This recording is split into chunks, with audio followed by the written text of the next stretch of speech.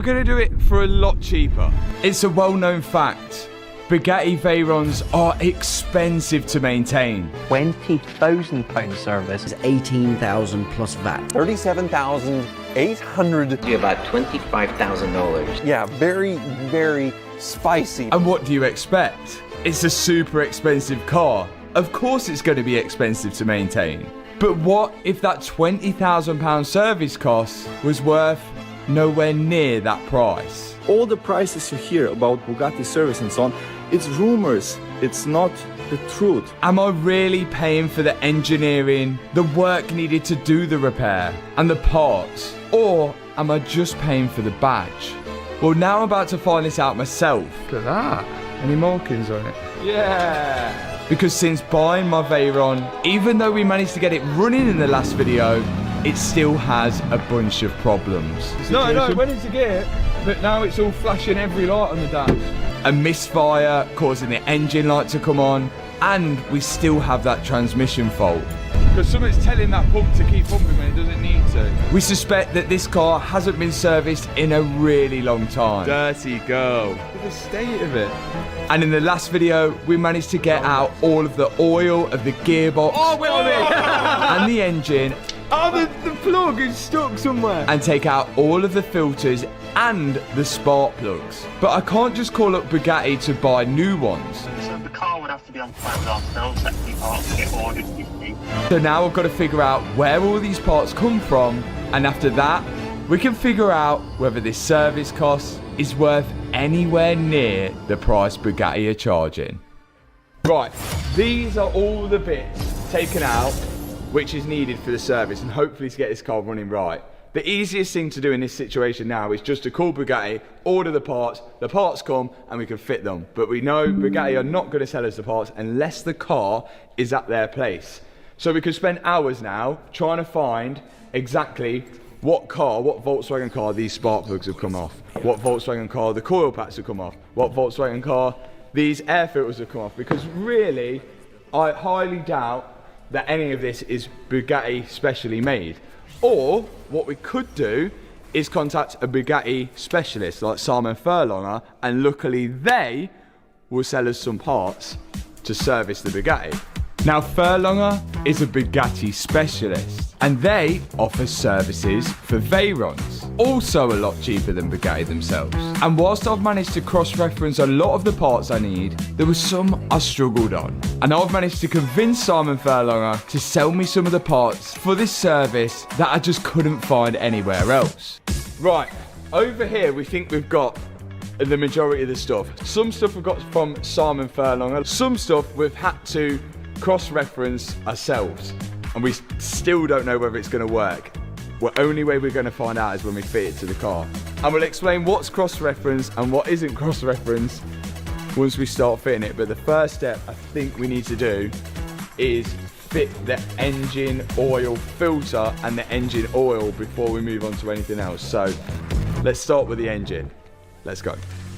So this is the oil filter that's come out of the Veyron. The first place to look is for the part numbers. We're going to ignore the Bugatti part number for now and look at who made the filter, which is a company called Hengst. And when you search that and the Hengst part number, you can't really find anything. Now the issue we have here is that you can see it has a pattern number on it. So Hengst may have made this filter for Bugatti, and because it's patterned, agreed not to sell it anywhere else apart from Bugatti. So our next step was to measure the filters, and we still couldn't find one which was an exact fit.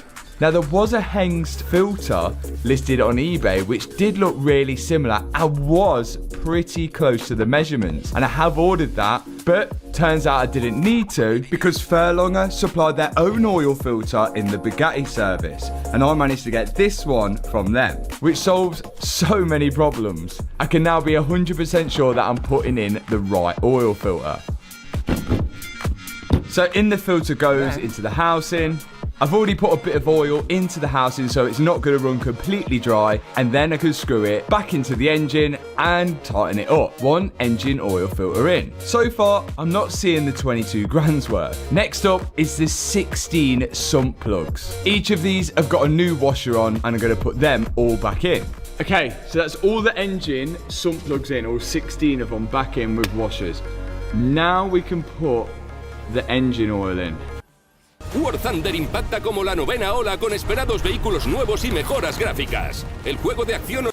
Then we'll move on to the gearbox. The Bugatti takes 10W60 oil, and I can see that because it says it on the oil cap. It takes 16 litres, but we need to fill 14, run it up to temperature so it all goes round the oil coolers, the engine and everything. Then if we need to add more, we'll add the rest. So the best way for us to find out how much oil it needed was just to measure the amount that actually come out, and it was 16 litres. Right, 14 litres in, and then we'll add the extra 2 litres once we know that's correct. We don't want to overfill it. So that's engine oil and filter in. Next step is all the gearbox stuff, which starts getting a little bit trickier. There was loads of different filters which go into this gearbox. So it's clearly vital that the actual oil that's in it runs really clean. If there's that many filters in there, we do have one of them. So this was the one that went underneath the big gearbox filter. And it looks like Simon Furlonger have actually made a filter exactly the same of it. In fact, they've not, I don't think they have made it. It looks like it's the same company, look, POW. So again, I can put this oil filter into the bottom of the gearbox with confidence, knowing it's the exact same one that come out. It slides up, sort of pushes in place, and then there's this aluminium cover which goes underneath it, which bolts in with a load of bolts, and then there's one drain plug which screws in underneath it. After that, I've got one more drain plug which is on the side of the gearbox to put back in with a new crush washer on and tighten it all back up. Then we can go to the top.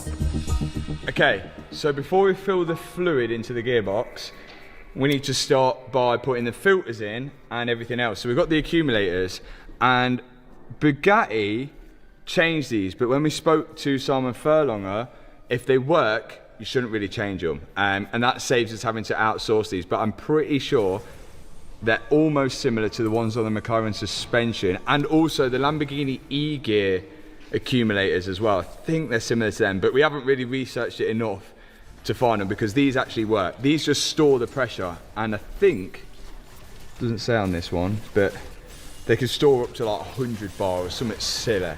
So if I remember the order this goes in, this one first, then we address the pump, then the other one goes in. Now the funny thing about this is that after I did a bit of research, I found out these accumulators are the same off a Volkswagen Lupo, and they're used for a similar purpose inside the gearbox. And from Volkswagen, these are £200. And these accumulators are exactly the same as the ones that are in the Bugatti. 2 of the accumulators were replaced, $617 a piece times 2, $1,235. So it's safe to say, if I do ever need to change the accumulators, then I'm going to save a fair amount of money. Before we put the other accumulator in, this is where I'm hoping our fix starts.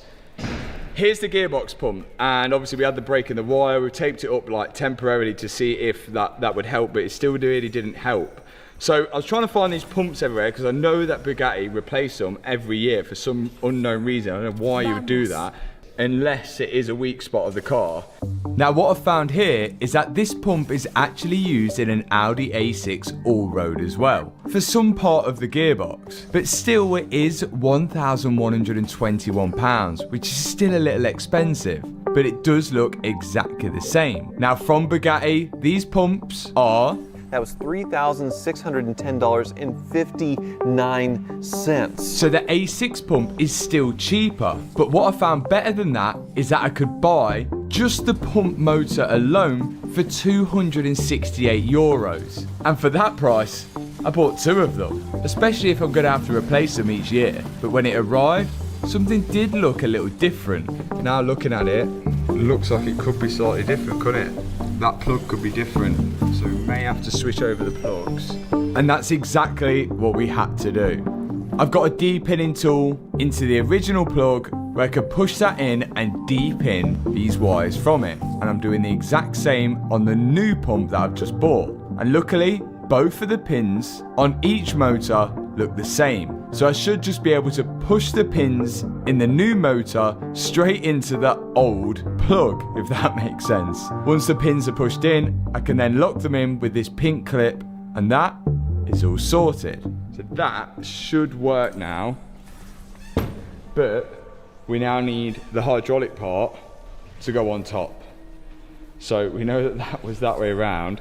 We just need to switch that onto there. See if that works. There's only 2 bolts holding the motor to the actual hydraulic pump. Then it comes apart. It's slightly different, isn't it? Yeah, it just fit on there, didn't it? Just go on. Lo que ves ahora mismo es el resultado de una sola instrucción. Bienvenidos a la realidad texturizada por IA. Probé Sedan 2.0 en Pitbull y sinceramente el aspecto plástico.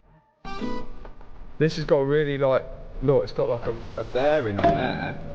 Like, on that, whereas this one's got like just a housing, but then the bearing is internal. Yeah. So even though they do look slightly different, it does still fit.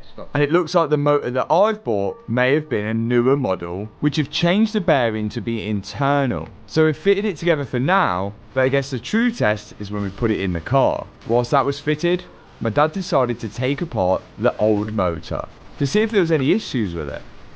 And this motor looked extremely old and burnt. Oh, that's been sending it. Fuck, it's burnt out. Oh, yeah, it does, it smells burnt. Yeah. Right, let's put this in, see if it fits. We've got to connect up the pressure pipe to the motor, tighten that up, and then slide the motor with the pump attached now into its position on top of the gearbox tank. Once that's in its place, I can then tighten up the return line, and then finally connect up the motor and tighten it all down to the top of the tank. Pump is in. We just got to hope it works. Next step, we can now put in the other accumulator, which is here. Again, it works, holds pressure, don't need to replace it, so in this goes. Okay, accumulator's on. Now the next thing that we fit are the filters, and those filters were really hard to find, and even Simon Furlonger, who actually does this type of service, doesn't replace these filters. They look like this. So these are the old filters that come out, but because they're metal, there's probably a company that will make these, but actually trying to find, again, it's this PAL filter, which is all going to be patterned to Bugatti, these type of filters, because we can't find another gearbox which uses the same tank or anything like that. So it's going to be really hard to cross-reference any of these. But because they are metal, we've been told to ultrasonic clean them, which is like for cleaning jewelry and metal parts. All of these are going to come. I've actually ordered one, but it's not come yet. But we know just the guy who's got one. So that's where these filters are going to go for now. We're at Bob Gatti's machine shop. Shall we go and see if he's in? Let's go and see. And of course Bob was in. And we needed to borrow his tools. His ultrasonic cleaner, to be more precise.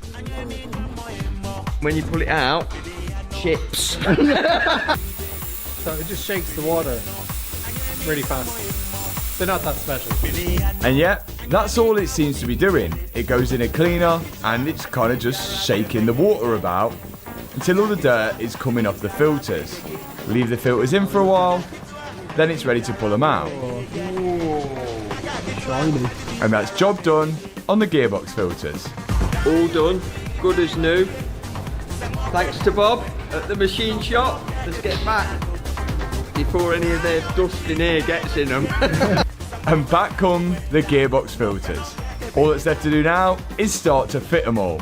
I'm of course hoping that after doing all of this service, our misfire that we've got, especially on cold start, disappears, and also the fault with the gearbox disappears as well, which we did get running, but the issue with that is that the pump seemed to stick on sometimes and over pressurize the system. I know from Mark McCann's video that he cleaned out the pressure relief valve on his to see if that was the issue, and that would definitely be the plan once I've done this service. But first I want to narrow down everything else on this gearbox and make sure all our parts actually work. And it's time for the final filter now to go in the gearbox tank, slide in, all the bolts go in, tighten them all down, and then it's time for the gearbox oil. 14 litres, well it takes 18 litres of oil. We've got 14 because 14 come out, 14's going back in. This is what's going in, DCTF, it is for dual clutch transmission, wet clutches. This is what we found works, well apparently works. So let's pour it in and hope that this actually does the job. In goes 14 litres of the transmission fluid, which we've got to make sure is 100% spotless. Right, I think that's 14 litres in.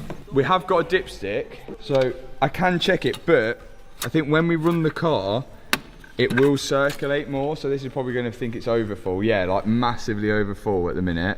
But we know 14 litres come out because that's what we measured. I think once we start it, it will circulate round, and we might need to add more. But that is in. I hope that works. What we could do now is we could connect the battery up and see if that pump pumps before we continue doing anything else. Or we just put everything together and then just commit to it at the end. Depends. What do you think we should do again? Hands up. Commit to it. Yeah. Commit. Yeah, okay, we're committing. Putting the whole thing together? Yeah. Right. Okay, so we're putting the whole thing together, then we're going to find out whether it works. In that case, let's move on to the Howdex, which is underneath the car. We've got the front diff system, and it uses Howdex, so it's got like clutches inside of it. So I think the way it works is how much speed you get, it engages more clutches and then engages more front wheel drive or less front wheel drive at certain times. Pretty much. The prop shaft, which runs directly through the center of the car, then connects up to the Howdex system and the front diff. And the clutches in the Howdex system decide how much front wheel drive power you need at certain times to keep grip. And because it has clutch and fluid, it also has filters. Again, we've just cleaned up the OEM filter in this, the same way we did for the gearbox filters. Then we're going to pop that back in place, tighten up the bung, and after that I can then put the drain plug back in and then move on to filling it with some fresh oil. Con estos vegetales, ¿qué recetas podemos recomendarles a nuestros clientes? Claro que sí. Aquí tienes 3 recetas para ti.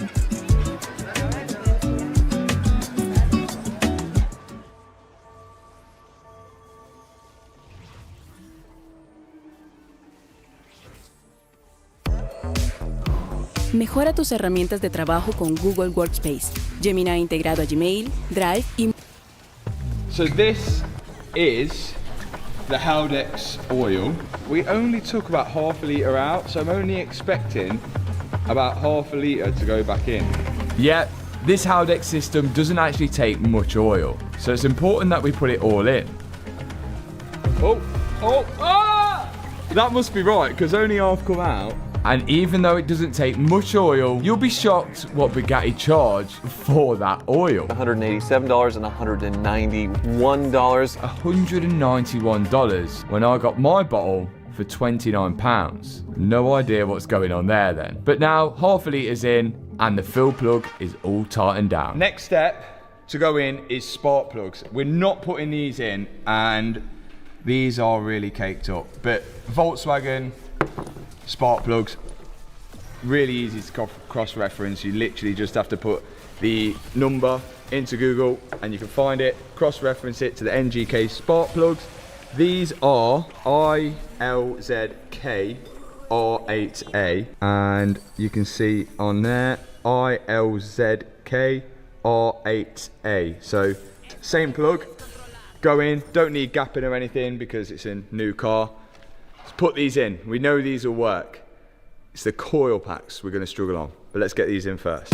Right, 16 spark plugs need to go in this car, and as these are really easy to cross-reference, I found them for £17.37 a spark plug. And Bugatti are charging Spark plugs times 16 at $57 each, $916. a lot more than what we found ours for. And you also won't believe the labour they charge to do this either, which we'll get onto later. For now, I'm putting 8 spark plugs in my side of the engine, whilst my dad is putting the 8 spark plugs in onto the side of the engine that he's working on. Which again, wasn't too difficult of a job.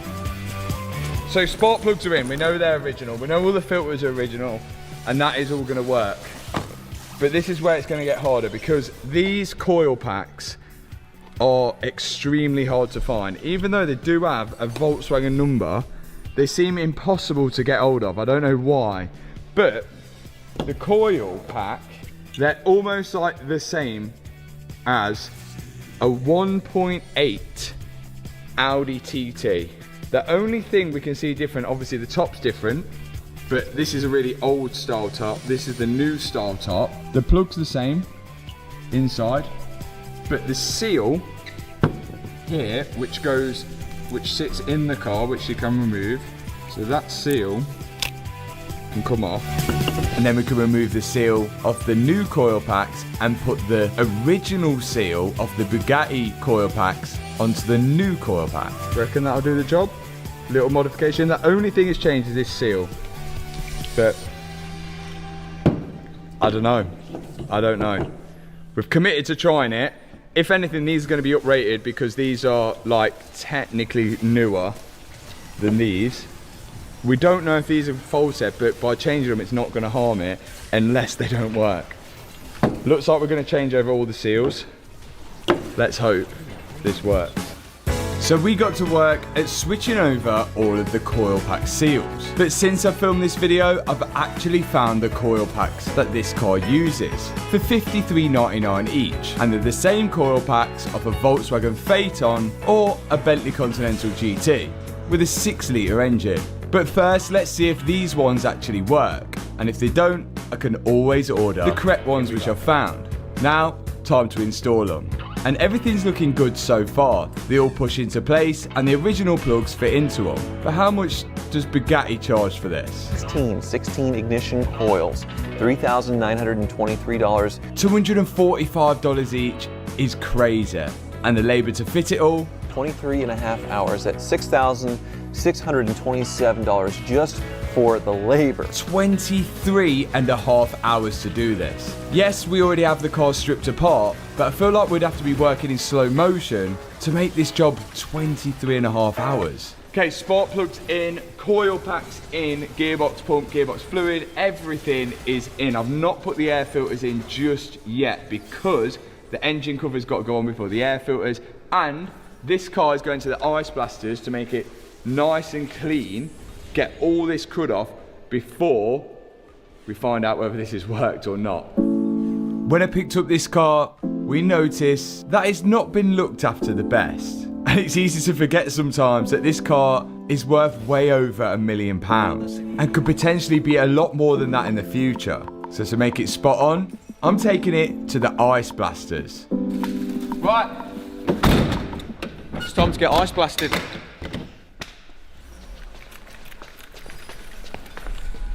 Let's go. Turn your pastime into your full-time. Your personal style into your signature brand. Do it yourself on Wix.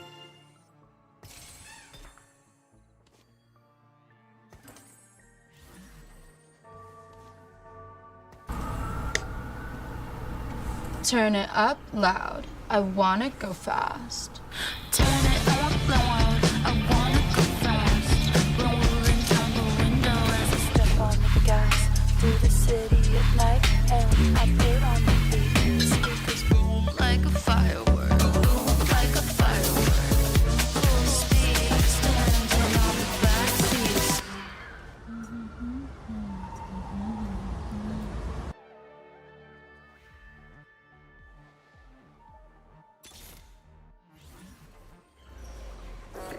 So the ice blasters use dry ice to freeze the dirt that's on the car, then hit it off it with ice as well.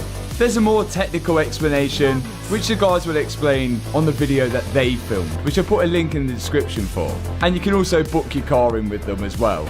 But the good thing about this Bugatti is when you do put the VIN into car vertical, the check comes fully clear. There's no outstanding finance, it's never been stolen, and there's no records of it ever being damaged. I can see the full mileage history of this car, and I can see that since 2023, it's barely moved. On top of that, I can see the full timeline of the car. And this car got imported from Dubai, and I can see that it come to the UK in 2018. I can then also see every time it's had a number plate change or ownership change. So the car's all done. It's looking nice and fresh once again, back to how it should be. So it's back over to Matt. Now, if you did check a car out on car vertical when it wasn't an accident, then it's likely to show you photos of when the car was damaged and auctioned off at the car crash auction site. So keep that in mind. For now, the Bugatti is back in the workshop. And the Veyron is back from the ice blasters, and it's looking so clean. Like everything's like back fresh. I did say I want to bring it back, and they can coat it with like a protective material as well, so it prevents it from getting all dirty again. I've just noticed all the suspension. Look how shiny they are. That is mega. And remember, if you want to set your car out on car vertical, you can do with the link in the description box below, and I put a discount code which is on the screen right now, so make sure you're checking your car out before you buy it. Right, it's a big moment now. We're about to find out whether all our service kit is actually worked. First thing we're gonna do is see if the gearbox pump builds a pressure. And I've got to connect the jumper pack on because it seems like our battery's got a little low. Ready? And the pump come on. Pump's pumping. Oh! And cut out. Oh. But then it come back on again, which isn't a good sign. Should only come on once to build up the pressure, but it kept coming back on. Well, yeah, the only reason it keep pumping is if it didn't have enough pressure. The only way I can find out is plug in the auto. Maybe there's a fluid leak or a pressure leak somewhere. Yeah, let's plug the auto in and see what pressure it's got to. Let's have a look. The auto's now going to tell me how much pressure it's built up in the gearbox. So it's only at 2 bar of pressure, which is effectively nothing. It's only at 2 bar, which is not enough to shift. So if I try and shift it,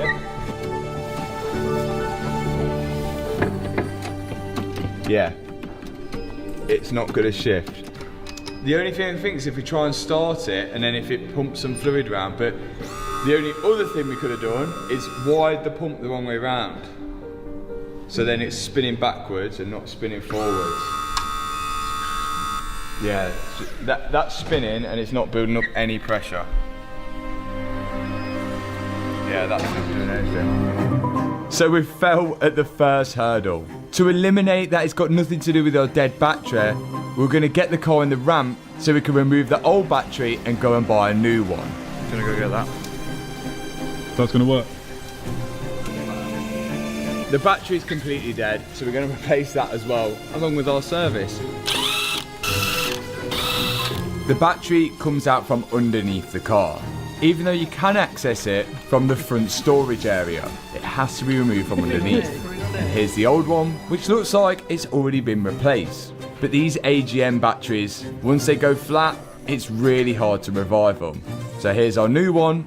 Yeah! From Halfords. We're securing that in, and then we can push it back up into the frame and tighten it all down. That's one new battery installed. We're going to see 1, whether it builds up gearbox pressure, 2, whether it actually starts up, 3, whether our service pack works, 3, whether the coil packs and everything work. It's a huge moment. I'm just going to start it and then turn it off. Let's see.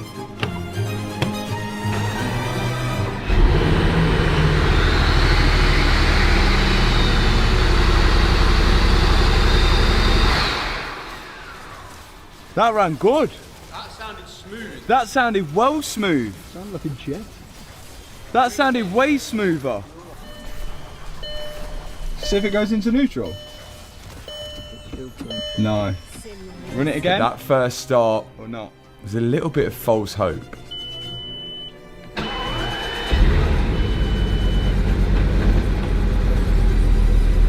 Oh, now it's struggling. Oh, Now, my God. it was misfiring. Every light is on the dash. And the engine light was flashing. Don't sound good either. We're running on a couple of cylinders. That was not good. Every light was on the dash then. And on top of that, after I scanned the car with the auto, we were still getting multiple cylinder misfires. Maybe those coil packs didn't work after all. I think we changed the coils back to the other ones, try that, and then try the pump the other way round. Let's try it. Red's going on to the left, and so brown's going to the red, and black's going to that one. So let's send 12 volts to that and see if pressure comes out of there, or is it going to stop? War Thunder es el juego histórico de acción en línea que te da acceso a los legendarios vehículos del siglo XX. Este es el único juego que te ofrece la posibilidad de probar los modelos más conocidos y... Coming out of that one. There's potential that we've wired the pump the wrong way round. And if that is the case, then it would mean that the pump is spinning the other way round, causing it not to build pressure. So what we're doing now is I'm going to connect it back up to the car, activate it, and see which way the pressure is coming out. No, wrong way. Yeah, it's sucking there and blowing there. So these are the wrong way round. That's why we ain't getting pressure. So this needs to go other way round. Let's do that. Silly me. The wires were the wrong way round, and there was only a 50-50 chance I got it right or wrong, and I got it wrong. But now's the chance to get it right by flipping the wires round. Right. Now we should have that blowing and this sucking. Go. Yeah. Okay. Let's hope this works now. With those wires switched round, I could now fit back in the pump and everything else on the gearbox, and whilst we was there, was also going to change back the coil packs to the original ones because I don't think the car liked our aftermarket ones. And 23.5 hours later, it was ready to try again. She's all in, and fingers crossed, it's gonna work. You got your fingers crossed? No, because I know it's gonna work. You're that confident? Yeah. What about you, Leon? If Tony's that confident, I'm that confident. Neutron? They're that confident, I'm that confident. Matt? The gearbox is going to work. I think the misfire's still going to be there. Ooh. Because all we've changed is the spark plugs, because the old coils are back in now, and I think it is the MAF sensors. I think it is. But we ain't got them yet. But let's see, let's see what happens. The pump primed up again once we open the door. Now we had to wait. When do we start panicking? No, it's just building pressure. When flames. Right. If it goes bang. Can you stop it now? No. Unless you can quickly unplug this box and take the relay out. Slowing down. Yeah, it's like slowing down because the motor's burning out. Yeah, it sounds like, do you know when you got your toothbrush and it... Oh. There we go. You've got enough pressure in there now. You reckon I got gears? Yep. 100%, that was on for ages. That was building pressure for ages. Yeah, but it did have 2 bar. Now time to see if our pump has actually worked. Yes! Bob! Park. Neutral. Park. Just put the pins on the wrong way. Right, should we start it? The car ran, but it still sounded like the odd time it had a bit of a misfire.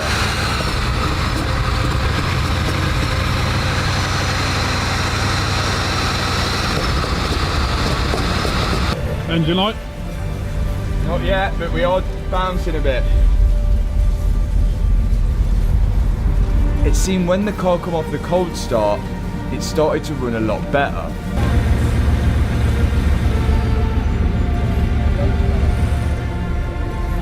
That's running loads better. Got a coolant light, but obviously we ain't put the coolant in it yet. Yeah, give it a scan.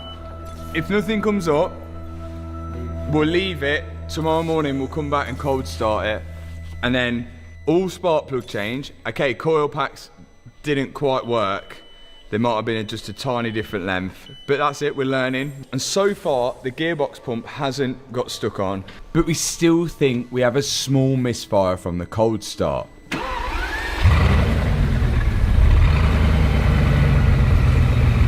But it seems fine once it's warm. What do you think? I don't know whether that's normal. It's so hard to tell. Like the needle, you can see the needle, it's just a bit.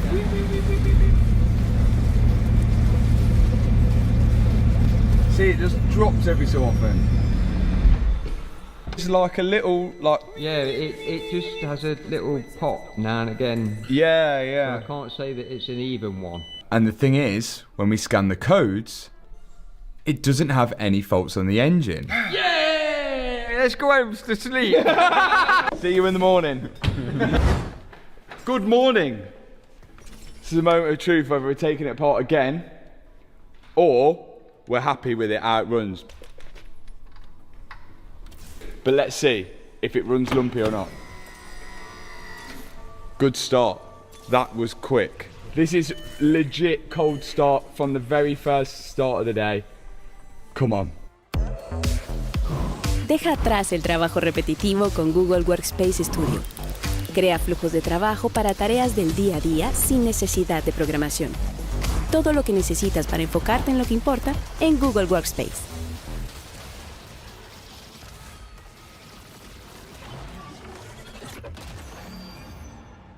Probablemente te molestes un poco si tu compañero te pide revisar una solicitud de incorporación de cambios y luego te das cuenta de que ni siquiera probó sus cambios. Así es como se puede sentir trabajar con agentes de codificación. Los agentes de Cursor ahora pueden usar una computadora para probar sus cambios y grabar videos de su trabajo. Deja que te muestre cómo. Voy a tener Cursor integrado en mi base de código UNS, que es Excaladraw It's, una popular herramienta de pizarra de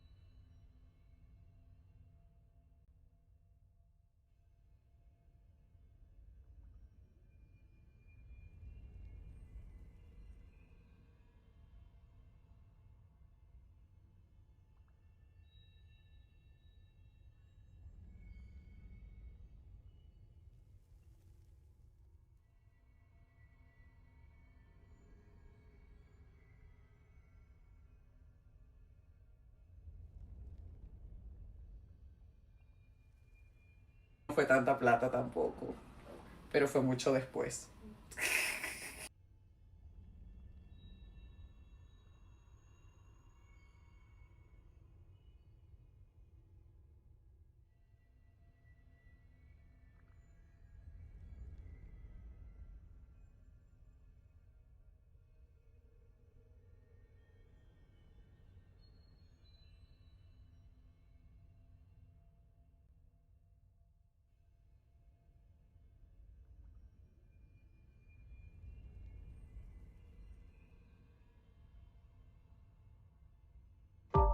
Solo tú creando tu aplicación en base 44.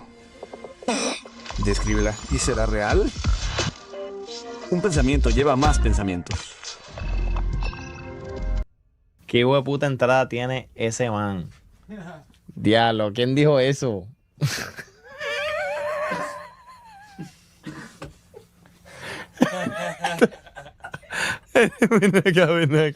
Ven acá, ponte la gorra.